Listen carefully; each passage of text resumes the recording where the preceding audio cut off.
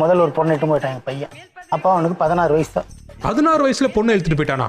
அவன் போட்டோ கிட்ட இருந்தா காமிங்க, என் ஃப்ரெண்டான்னு பாக்குறேன். ரெண்டாவது 17 வயசுல ஒரு பொண்ணு.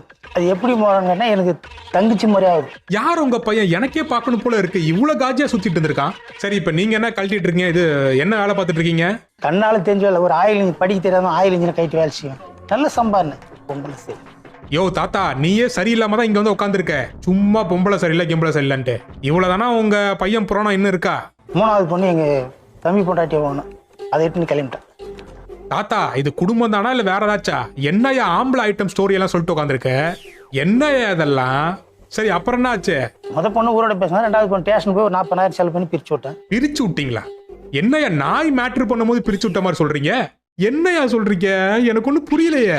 2வது பொண்ணை பிரிச்சு விட்டீங்க, ஓகே. அப்ப 3வது பொண்ணு? 3வது பொண்ணு கல்யாணம் ஆனது. தம்பி சொந்த சித்தப்பா.